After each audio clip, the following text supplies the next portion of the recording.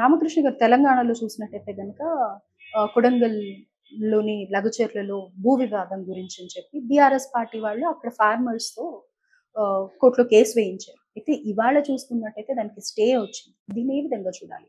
అదే ఏదైతే అక్కడ జరిగిన ఘటన చాలా దురదృష్టకరం. అక్కడ రైతుల యొక్క ఎవరి పొలాల మీద వాళ్ళ హక్కులుంటది. సరే ఏదన్నా ప్రజలకు ఉపయోగపడే ఏదైనా ప్రాజెక్ట్ వస్తే త్యాగం చేయాల్సిన పరిస్థితి ఉంటది. దాన్ని మనమేం వ్యతిరేకించాల్సిన అవసరం ఉండదు. కానీ ఒక ఫార్మా ప్రాజెక్టుల కోసం అక్కడ ఆల్రెడీ పంటలు పండే భూమిని ఫార్మా ప్రాజెక్ట్ కోసం ఇస్తుంటే రైతులు తట్టుకోలేకపోయారు. దానికి వ్యతిరేకంగా ఉద్యమిస్తే వీళ్ళందరిని తీసుకెళ్ళి ఈరోజు ప్రభుత్వం లోపలేసి గిరిజన రైతులు వాళ్ళంతా చాలా గిరిజన రైతులు వాళ్ళ భూమి మీద ఉన్న ప్రేమతోనే కొట్లాడి ఇదంతా ఫార్మింగ్‌కి చాలా ఫెర్టైల్ ల్యాండ్ ఉంది అని చెప్పి పోరాడితే వాళ్ళందరిని తీసుకెళ్ళి పోలీస్ స్టేషన్‌లో నిర్బంధించి విపరీతంగా కొట్టి ఆ రోజుల్లో కొన్ని నెలలుగా వాళ్ళు రిమాండ్‌లో ఉంచిన పరిస్థితి మీకు కనపడతా అంటే ఉంది. బీఆర్ఎస్ స్వయంగా కేసులు వేయించింది అని అంటే సార్ అంటున్నారు. బీఆర్ఎస్ పార్టీ ఇప్పుడు అన్ని పార్టీలు మా పార్టీ సహా అన్ని పార్టీలు కూడా రైతులకే అండగా ఉంటాయి. సరే బీఆర్ఎస్ బీజేపీ పక్కన పెడితే పార్టీకి అండగా ఉంటుంది. సో వాళ్ళ యొక్క పొలాలను వాళ్ళు కేసులు వేసుకున్నారు తప్ప వేరే వాళ్ళ పొలాల కోసం కాదు కదా. లేకపోతే రేవంత్ రెడ్డి గారి కుటుంబ ఆస్తుల కోసం కేసులు వేసుకున్నారా? మా పొలాలు మాకు కావాలి, ఫార్మా ప్రాజెక్ట్ కోసం మా పొలాలు ఏమైనా కేసులు వేశారు. ఈ రోజైనా రేవంత్ రెడ్డి బుద్ధి తెచ్చుకోవాలి. అలాంటి ఫార్మా ప్రాజెక్టులు పెట్టు. వ్యవసాయానికి పనికిరాని భూములు ఈ రాష్ట్రంలో చాలా ఉన్నాయి. వ్యవసాయానికి పనులు చాలా ఉన్నాయి. ఆ వ్యవసాయానికి పనికిరాని భూముల్లో తీసుకెళ్లి ఫార్మా ప్రాజెక్టులు పెట్టు. కానీ పట్టెల ల్యాండ్ లో 2 పంటలు 3 పంటలు బండి ఇరిగేషన్ మంచుకున్న ల్యాండ్ లో గిరిజన రైతుల దగ్గర లాక్కొని పెట్టాల్సిన అవసరం ఏమొచ్చింది? వాళ్ళు ఎదురు తిరిగారని నీ నియోజకవర్గంలో ఎదురు తిరిగారని వాళ్ళ మీద అక్రమ కేసులు పెట్టి వాళ్ళని చితకబాది పోలీసుల చేత ఒక రౌడీ పర్సన్ కూడా ఎవరో అప్పుడు ఆత్మహత్యనో లేకపోతే చాలా మంది ఆత్మహత్య చేసుకునే పరిస్థితి ఉంది. అక్కడ అంత లేడీస్ అందరూ కూడా వాళ్ళ భర్తలని వాళ్ళ కొడుకుల్ని తీసుకెళ్తే ఏడ్చి గగ్గోలు పెట్టినా కానీ రేవంత్ రెడ్డి గారికి జాలి కలగదు. కానీ ఈ రోజు ఈ యొక్క కోర్టు నిర్ణయాన్ని మేము స్వాగతిస్తున్నాం. ఎందుకంటే వాళ్ళకి న్యాయం జరిగిందని మేము అనుకుంటా ఉన్నాం. సో అలాంటి రైతులకు న్యాయం జరిగే విధంగా కోర్టు స్పందించినందుకు మేము కోర్టుకి కూడా కృతజ్ఞతలు తెలుపుతా ఉన్నాం. ఖచ్చితంగా ఇది రేవంత్ రెడ్డికి చెంపపెట్టు. ఇటువంటి యొక్క ప్రజా వ్యతిరేక విధానాలని నీ యొక్క వచ్చే కమిషన్ కోసం ఇలాంటి వ్యతిరేక విధానాలు చేయొద్దని రేవంత్ రెడ్డి గారికి ఈ సందర్భంగా తెలియజేస్తాం. అయితే ఇప్పుడు కొడంగల్లో తన సొంత నియోజకవర్గంలోనే కాకుండా హైదరాబాద్ లో కూడా హైడ్రా మొదలు పెట్టిన తర్వాత ఎంతో మంది సామాన్య ప్రజల్ని టార్గెట్ చేసి చేయడం వల్ల ఆయన మీద నెగిటివిటీ ఎక్కువైపోతుంది. అంటే ఇదంతా దేనికి చేస్తున్నారు ఆయన కమిషన్ల కోసం చేస్తున్నారు. దేనికోసం చేస్తున్నారు?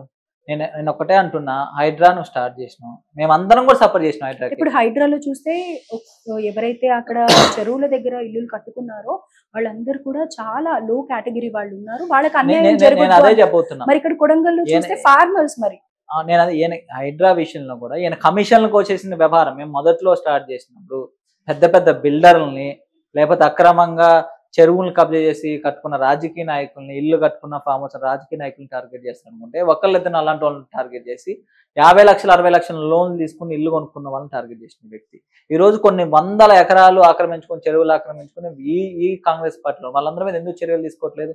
చిన్న చిన్న జీవితాలను నాశనం చేసి హైడ్రా ఈ రోజు హైదరాబాద్ లో ఆర్థికంగా ఒక బలమైన స్థానంలో హైదరాబాద్ ని డౌన్ చేసిన పరిస్థితి కనపడుతుంది. నిజంగా నువ్వు అక్రమార్కుల మీదుగా నిజంగా చేసుకుంటే ఎందుకు హైదరాబాద్ పరిస్థితి ఈ విధంగా ఉండేది? చిన్న చిన్న కుటుంబాల మీద చేసిన ఖచ్చితంగా ఆ వచ్చి రేవంత్ రెడ్డి గారు తగులుతుంది.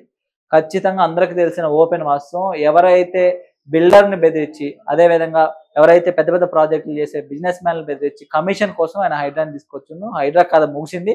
ఏదో ఎవరన్నా మళ్ళీ ఎప్పుడు బయటకు వస్తుందంటే ఎవరన్నా బెదిరించాలంటే వాడు సైడ్ దగ్గరికి వెళ్ళి కొంచెం ఆగం చేస్తే వాడు డబ్బులు పంపిస్తారు. అట్లా ఆ విధంగా హైడ్రా ఆయన సొంతంగా డబ్బులు సంపాదించుకొని పెట్టారు. కానీ మొదట్లో ఆయన చేసిన హడావుడి వల్ల చాలా చిన్న చిన్న కుటుంబాలు నష్టపోయినాయి, వాళ్ళ జీవితాలు రోడ్డు మీద ఉంది. సో మెయిన్ ఓట్ బ్యాంక్ అంతా కూడా కామన్ పీపులే కదా.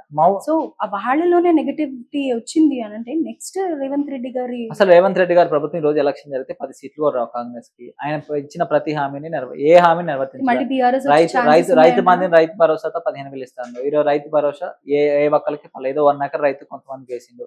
తర్వాత ఏదో తులం బంగారం ఏదో కళ్యాణ లక్ష్మి స్థానంలో ఇచ్చి నేను ఆయనకి ఇచ్చే డబ్బుల కన్నా ఎక్కువ ఇచ్చి తులం బంగారం ఇస్తుందో అది ఈ రోజు అవ్వలేదు. అదేవిధంగా రైతులకి ఏదైతే రుణమాఫీ చేస్తా ఉందో చాలా మంది రైతులకి ఇంకా రుణమాఫీ అవ్వలేదు. అసలు ఏ పథకం చూసుకున్నా కూడా ఏ స్కీమ్ కూడా దొంగ హామీలతో ఈ రోజు అధికారంలోకి వచ్చింది. ఈ రోజు ప్రజలు తిట్టుకుంటా ఉన్నారు. ఆయన కరెక్ట్ పరిస్థితులు ఇచ్చే పరిస్థితి లేదు, రైతులకు కరెక్ట్ పరిస్థితులు ఇచ్చే పరిస్థితి లేదు, ఇండస్ట్రీలు నాశనం చేస్తుండ్రు, లా అండ్ ఆర్డర్ కాంగ్రెస్ వాళ్ళ చేతుల్లో, కాంగ్రెస్ వాళ్ళ ఇంట్లో ఉంటుంది.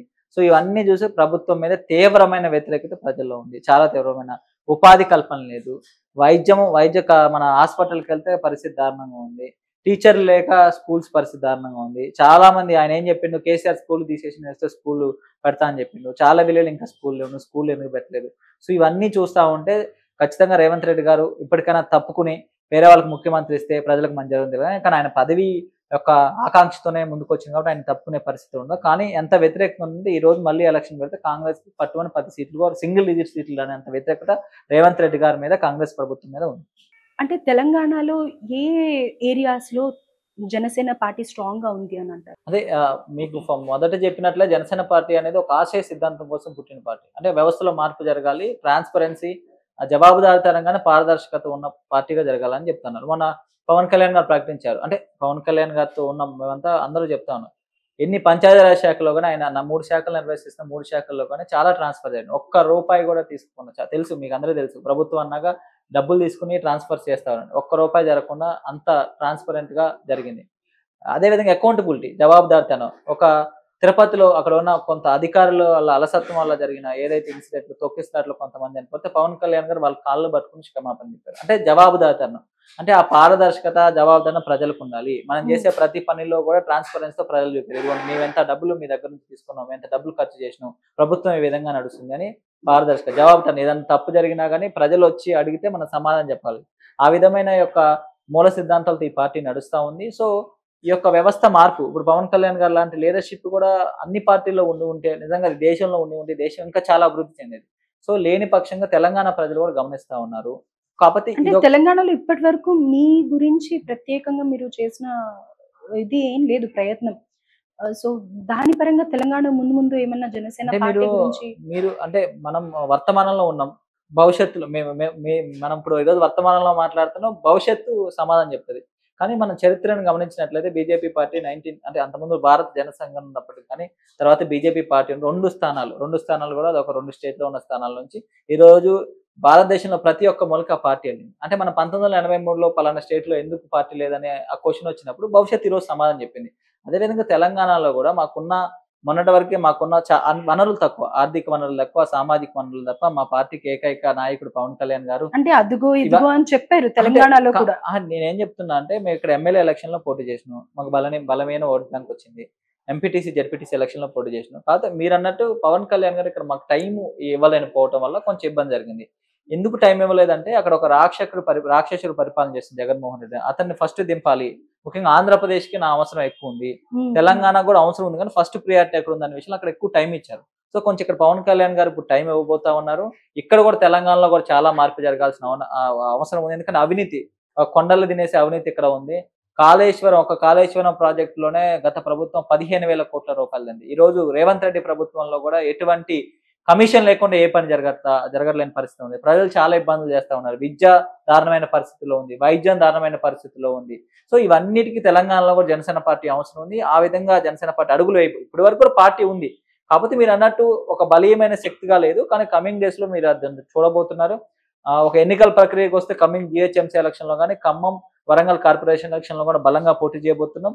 ఖచ్చితంగా ఏ విధంగా అయితే అక్కడ 100% స్ట్రైక్ రేట్ తో అసెంబ్లీలో మా ఎమ్మెల్యేలు అడుగు పెట్టారో తెలంగాణలో 2028లో జనసేన పార్టీ యొక్క ఎమ్మెల్యేలు తెలంగాణ అసెంబ్లీలో ఉండబోతున్నారు. ఎందుకంటే పవన్ కళ్యాణ్ గారికి సైద్ధాంతిక కార్యకర్తలు, అభిమానులు 2 రాష్ట్రాల్లో ఉన్నారు. ఈవెన్ కర్ణాటక, తమిళనాడులో కూడా ఉన్నారు. కాకపోతే ఆర్గనైజేషనల్ స్ట్రక్చర్ పరంగా కొంత గ్రేటర్ హైదరాబాద్ కానీ, ఖమ్మం కానీ, వరంగల్ కానీ, నల్గొండ కానీ, మహబూబ్ నగర్ కానీ ఇట్లా కొన్ని ప్రాంతాల్లో బలీయమైన శక్తి ఉంది. ముఖ్యంగా గ్రేటర్ హైదరాబాద్, ఖమ్మం, నల్గొండలో మాత్రం ఖచ్చితంగా పార్టీ చాలా బలంగా ఉంది. మహబూబ్ నగర్లో కూడా చాలా బలంగా ఉంది. రంగారెడ్డి ఏరియాలో కూడా చాలా బలంగా ఉంది. సో మీరు కూడా మొన్న రీసెంట్ గా జరిగిన ఎలక్షన్స్ లో పార్టిసిపేట్ చేశారు కదా, దాని గురించి చెప్పండి. అంటే మీకు ఇందాక చెప్పినట్లు పార్టీ వాట్ ఈస్ డిఫరెన్స్ ఏంటి మీ పార్టీకి అని మాట్లాడారు కదా.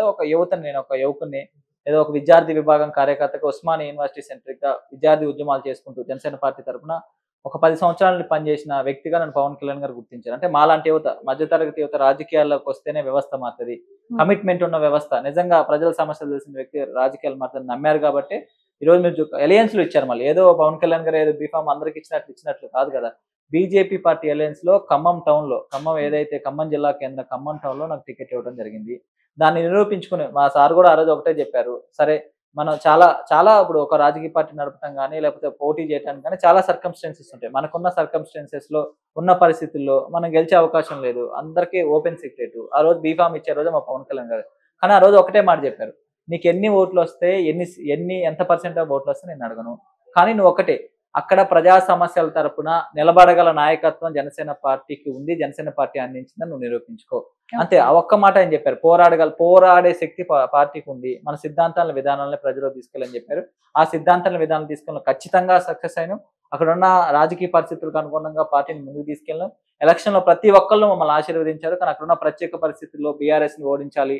బీఆర్ఎస్ ని ఓడించడం కోసం కాంగ్రెస్ ని గెలిపించే పరిస్థితులు కొంత మాకు ఓట్ బ్యాంకు తక్కువ వచ్చినప్పటికీ ఎప్పటి నుంచో ఉన్న సంప్రదాయ పార్టీలు, ఎప్పటి నుంచో ఉన్న వామపక్ష పార్టీలు, ఎగ్జాక్ట్లీ. అయితే ఇప్పుడు మరి ఆ పార్టీల కన్నా ఎక్కువ సొంతంగా డబ్బులు. వస్తారా, లేకపోతే కనుక జనసేన ఒకటే వస్తుందా, లేకపోతే మళ్ళీ అలయన్స్ ఏమన్నా ఉండబోతుందా? అదే నేనేం పోతున్నా అంటే అది అధినేత పవన్ కళ్యాణ్ గారు నిర్ణయిస్తారు. ఒకటేంటంటే ఇప్పుడున్న పరిస్థితిలో ఆల్రెడీ ప్రభుత్వం ఫామ్ అయ్యి 1 ఇయర్ అయిపోయింది.